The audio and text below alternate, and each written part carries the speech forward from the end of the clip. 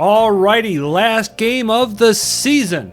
Welcome to the 8th game of the worst, Season 2, and this time we get to do another movie tie-in game. We did the first one on Season 1 for Ju-On the Grudge, and this felt rather fitting. Now, believe it or not, there actually is a crossover movie where it's basically the Grudge versus the Ring. It looks horrible. I have to watch it.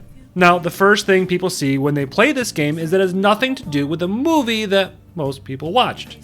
In the US, I feel like everyone watched The Ring. Well, at least everyone I hung out with. The horror guy hanging out with horror movie goers? Go figure. This game is not a part of that. It's closer to the book franchise, and it's wild. Like, there are some things I had to stop playing the game and look up because I had no idea. Now, this game is going to be judged just like all the rest on game mechanics, presentation, story, and game feel. I've been determined not to screw that up again this season, but I've come close to a couple times. Show no mercy. Alright, if you played any survival horror game from this generation or prior, you know what to expect when it comes to controls. It's tank controls. Either you love them or you hate them. If you don't know what that means, because I don't think I've ever actually defined it on my channel or in this series, if you press the up on your controller, it automatically goes forward in whatever direction you're facing. Kinda like a tank. I know how some people feel about these control schemes, and personally, I don't mind it.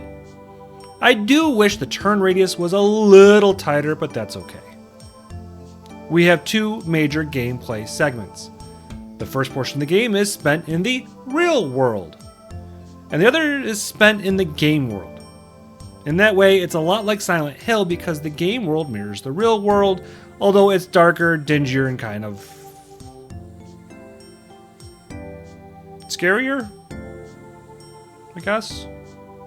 Unlike Silent Hill, most of the game you can't and won't engage in combat. As a matter of fact, it's not till later in the game you actually get to be in the real world and have combat sequences.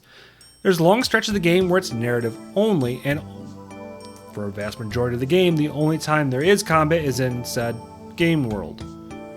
This really feels mechanically like it's two different games they mushed together. Show no mercy. This game is all over the place, and I both love and hate it for that. The opening of the game has voice acting, and oh my god, it's so horrible. Like, laughably bad. So bad it's kinda good? Sadly, the rest of the game does not have this voice acting, and I'm not sure if it's better or worse. You're gonna have to get out of here. Or do you live here? What's happened, officer? What's happened, officer? No, Watch out. I'm asking you a Watch your question. backs. Do you live here? Hello? Miss? Watch out! Robert? Hello? Hey. Hey, stop, lady. No! No, I can't believe it's Robert! No! You okay, lady?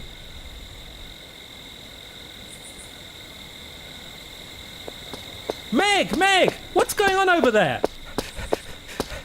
Like, hey man, what's happening here? Now hold on a moment, sir. I know the two of them. They're friends.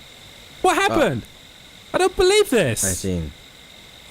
Oh, Meg. Could you explain your relationship to either her or the victim? Yeah, I know the two of them. They're both my friends. I'm Jack, and this is Robert's girlfriend, Meg. There is some other audio of note, and we need to talk about that in just a little bit. The music is repetitive, and I mean very repetitive. One may ask, how bad could it really be? I hope you're prepared to listen to these same audio tracks over and over and over and over. If you open a door to a new room and it's still in the same zone for that audio, it will just start over, which has its moments of being rather amusing. Dun dun dun dun!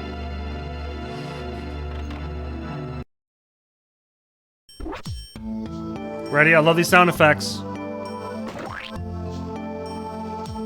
My favorite ones right here.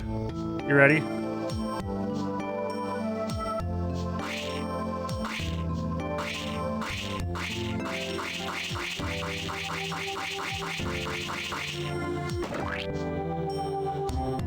The visuals are all over the place.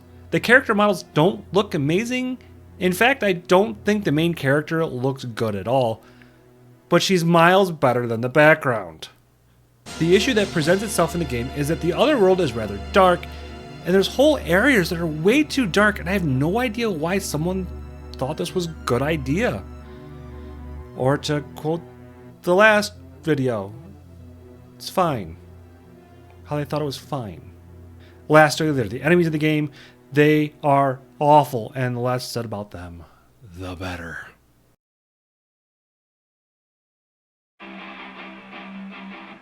Show no mercy. Alright, this is the part that is absolutely wild. This game is not based off the movie that we've watched over here in the States, but off the book series like I said before, which I've decided that I have to go through at some point because I definitely feel like I'm missing a lot of context.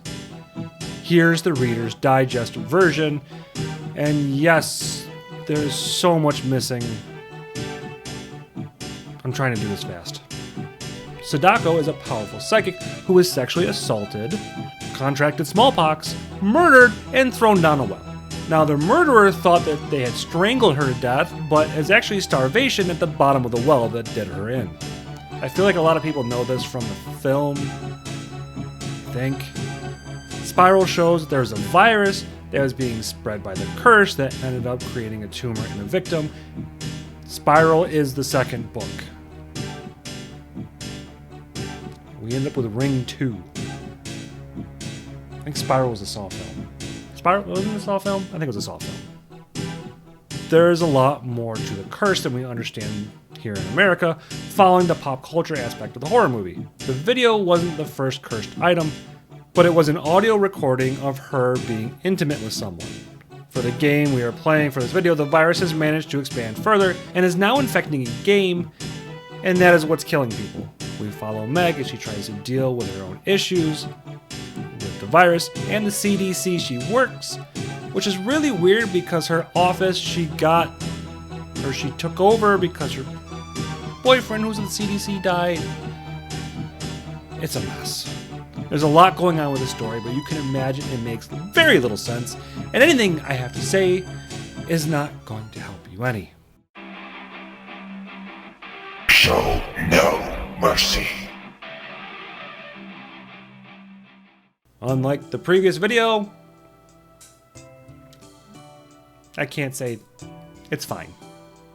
It doesn't feel fine. It's disjointed and sometimes very off-putting. It's all the small things that mess this up because as a whole, the idea is actually sound. The controls are similar, but they aren't as dialed in as they should be. I feel like I'm constantly having issues turning and getting caught on objects. If we compare this to a game like Silent Hill, the controls only stand out more as a problem because the first Silent Hill came out earlier and handles far better. In a nutshell, that's how this game is though. It's like this close to being decent, but it manages to just fall a little short. The story is neat in a way.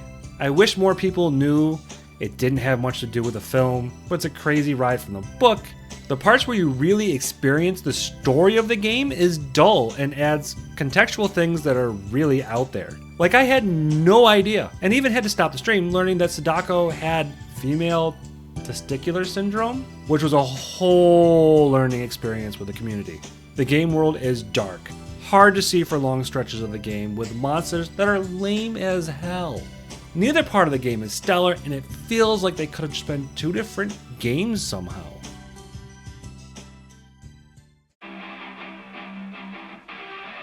Humiliation. So at the very end of Season 2, oh, the worst of the worst. We finally get to see which game will be crowned the king of crap while the rest just gets tossed aside. I don't know if that's a bad thing. It's probably good for those games. We had a wild ride of beat-em-ups, car combat, retro side-scrollers, and even major franchise spin-offs. Joining Alone in the Dark as the season winner of the worst, we have... Should be clear, it's Calling.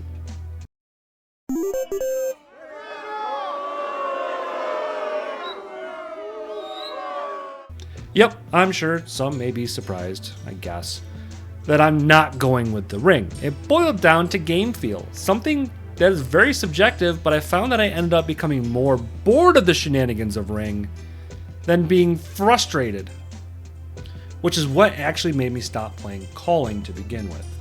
Both had major presentation issues. Mechanically, they weren't as close, but the Calling story worked for me just a little bit better. Not that it made a ton of sense, but this game made no sense at all. So that is the end of Season 2 of The Worst of the Worst. If you've actually been hanging out with me on stream, you would know that we've already gotten very deep into recording for Season 3. Pretty excited for what we're going to do. We also have the Nightmare Arcade, which I got to work with Yahaha Games on reviewing a demo for Midnight Special, which was actually super good. You should check it out. My video and the demo, of course. Hope to see you in some of the other videos. Either way, I'm Adam the Horror Story, and thank you for watching The Worst of the Worst, and we'll see you next time for something. I haven't picked which one's opening Season 3 yet, sorry.